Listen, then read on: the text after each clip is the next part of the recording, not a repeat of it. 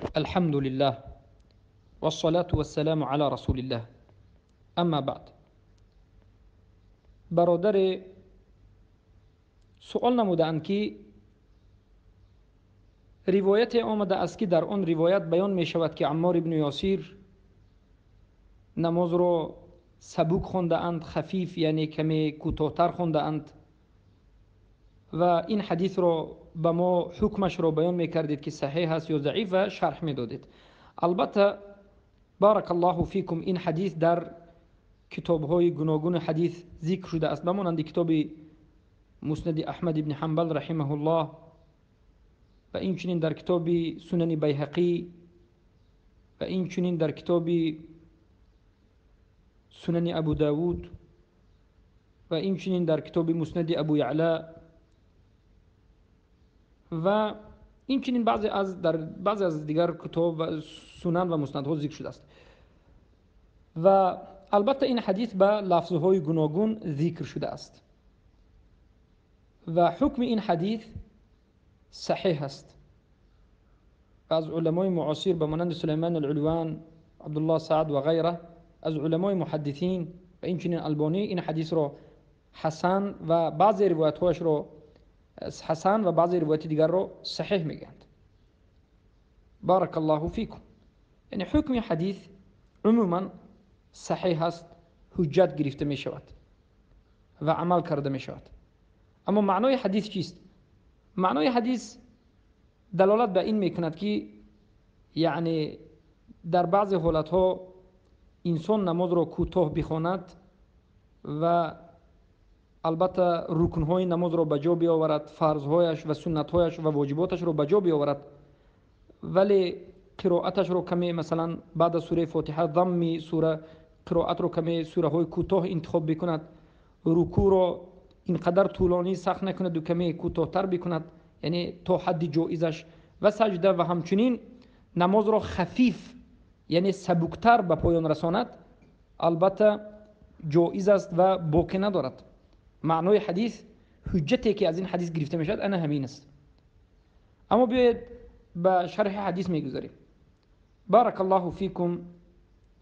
عبدالله ابن عنمه می گوید که رأيت عمار بن ياسر دخل المسجد فصلى فأخف الصلاة. عمار ابن یاسر رضی الله عنهما را من دیدم که به مسجد داخل شدند و 2 رکعت نماز خواندند و این نماز را سبک خواندند یعنی کوتاه خواندند. البته در روایتی که سنن بیهقی روایت میکنند یا ابو یعلا در مسند ابو یعلا آمده است که فصلى رکعتین خفیفتین. عمار ابن یاسر به مسجد داخل شدند و 2 رکعت نماز کوتاه خواندند، یعنی 2 رکعت نماز خواندند و این 2 رکعت را به نهایت طولانی نخواندند بلکه خفیف سبک یعنی کمی زودتر خواندند. قال فلما خرج قمت الیه. عبدالله ابن عنمه میگوید که زمانی که عمار ابن یاسر بیرون شد، در بعض روایت ها نماز رو خواند و تمام کرد، یعنی زمانی که عمار ابن یاسر نماز رو خواندند 2 رکعت رو خفیف سبکتر تمام کردند و سلام دادند، فقمت الیه، من به نزد عمار ابن یاسر رفتم. میگد فقلت، گفتم. کی گفت؟ عبدالله ابن عنمه به عمار ابن یاسر که نماز خواندند گفتند که یا ابا الیقظانی، یعنی این کنیه عمار ابن یاسر است، یعنی به عمار ابن یاسر به کنیهشون ابا الیقظانی گفته ندا کردند و گفتند که لقد خففت. در روایتی که در سنن بیهقی و اینچنین سنن ابو داوود و مسند ابو یعلا آمده است که نماز رو در اینجا خففت الصلات، به تحقیق نماز رو یعنی سبک خوندی یعنی کوتاه خوندی، یعنی به عباره دیگر زود تمام کردی. بعد از اینکه این سخن رو به عمار ابن یاسر گفت، یعنی به عمار ابن یاسر گفتند که نماز را زود خوندی، یعنی چی سبب شد، چرا نماز را زود خوندی؟ گویا در اینجا علما میگن گویا که یعنی به همین معنا گفتند که نمازت مخالف گویا که به بارک الله فیکم نمازهای دیگر صحابه و نمازهایی که در دیگر وقت میخوندی، نماز رسول اکرم صلی الله علیه و سلم که عادتا رسول الله صلی الله علیه و سلم و صحابگان طولانی میخوندند، گویا به عمار ابن یاسر فهمدند که نمازت بینات کوتاه شد. عمار ابن یاسر رضی الله عنهما جواب دادند، به این سخن گفتند که فهل رأیتنی انتقصت من حدودها شیئا، آیا تو دیدی که من از حدود نماز چیزی را نقص کردم؟ معنای سخن به عباره دیگر این است که آیا من در همین دو رکعتی که کوتاه‌تر و زودتر و کمی خفیف و سبک خوندم یگان فرض نماز را یا واجبات نماز را یا سنت نماز را آیا من ترک کردم؟ یعنی نماز من یگان کمبودی داشت از نظر حدودش. حدود نماز همین قیام، رکوع، سجود، قرائت، سنت ها، واجباتش، این حدود نماز است. عمار ابن یاسر گفتند که آیا من حدود نماز را کم کردم، یگان نقص در رکوع، سجود، قیام، قرائت، واجبات کردم؟ عبدالله ابن عنمه گفت که لا، نه، یعنی نماز عمار ابن یاسر همه حدودهایی که در نماز هست به جا آورده بود، یعنی فرضهای نماز انجام داده شده بود، سنتهای نماز، واجباتش، رکنهایش، رکوع، سجود و همه نماز، یعنی کاملا نماز خیلی که الله و رسولش فرموده است همچنین نماز را ادا کردند. پس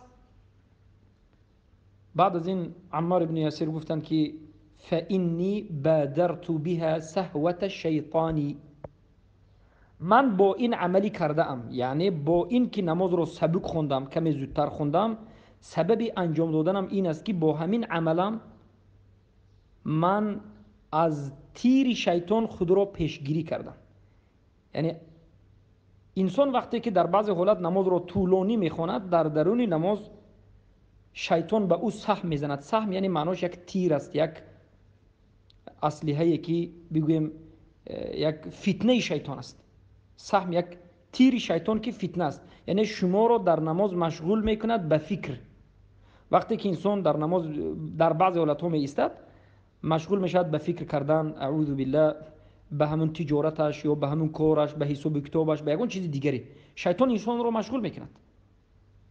عمار ابن یاسر گفتند من به خاطر این نماز را کوتاه‌تر خوندم که از همین تیر شیطان و از همین فتنه شیطان که من را مشغول میکند خودم را پیشگیری کنم و خیالم بند نشده نماز را به پایان رسانم و در حالتی که من نماز میخونم یاد من در یاد الله سبحانه و تعالی باشد. و برای همین است که بسیاری از علما در کتاب‌های حدیثی باب موضوعی خود این حدیث را در باب خشوع میارند. الخشوع فی الصلاه، خشوع کردن در نماز. خشوع البته این عمل قلب است و اثرش در جسم جاری می شود. خشوع یعنی خود را همیشه در یاد الله داشتن و در یاد الله در حالت عبادت بودن و در حالت احتیاجمندی و در حالت خود را ذلیل حس کردن در نزد الله سبحانه و تعالی. وقتی که نماز میخونید در یاد الله بودن، این خشوع است.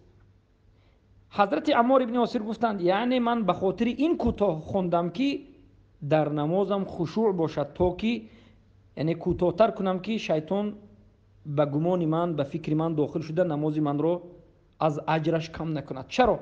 در دامش دلیل آوردن. این البته مذهب اهل سنت و جماعت است که هر یک مسئله رو وقتی که سخن میکنند حجتش رو میآورند، از پیش خود سخن نمیکنند. این منهجی سلف این امت صحابگان بود. برای همین ما برادران همیشه نصیحت میکنیم و خودمون هم اول خودمون نصیحت میکنیم که یک سخن در دین گفتیم باید حجت داشته باشیم.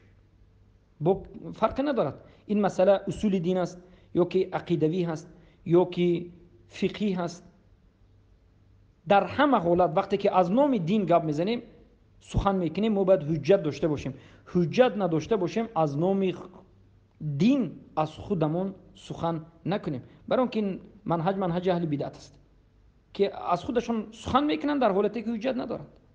یا حجت رو میبافند. عموما حضرت عمار ابن یاسر وقتی که این سخن رو به عبدالله ابن عنمه گفتند به همین کافی بس نکردند بلکه حجت آوردند، به سخنشون به همین عملشون حجت آوردند. گفتند سمعت رسول الله صلی الله علیه و سلم یقول ان العبد، یعنی من رسول الله صلی الله علیه و سلم رو شنیدم که میگفت ان العبد لا يصلي الصلاه ما يكتب له منها الا عشرها تسعها ثمنها سبعها سدسها خمسها ربعها ثلثها نصفها، یعنی همانو که بنده نماز میخواند، لا یصلی الصلاه، همانو که بنده یک نماز را ادا میکند میخواند، در حالتی که از اجر نماز به همین بنده نوشته نمی شود مگرم از 10 ثواب، از 10 حصه یک حصهش. یعنی یک انسان نماز میخواند، از سبب اینکه شیطان او را سهم زده است، یعنی یک تیر زده است، او را مشغول کرده است در نمازش، از همین سبب نمازش را کاملا اجر و پاداشش را نمیگیرد، بلکه از 10 یک ثواب میگیرد. اگر همین نمازش 10 ثواب داشته باشد یکیش را میگیرد. ثواب نماز را به 10 قسم تقسیم کنید یکیش را میگیرد. یا که 9 میگیرد، یعنی کمی زیادتر در اینجا ذکر شد، یا 8 یکش رو میگیرد، یا 7 یکش رو میگیرد، یا 6 ششش رو میگیرد.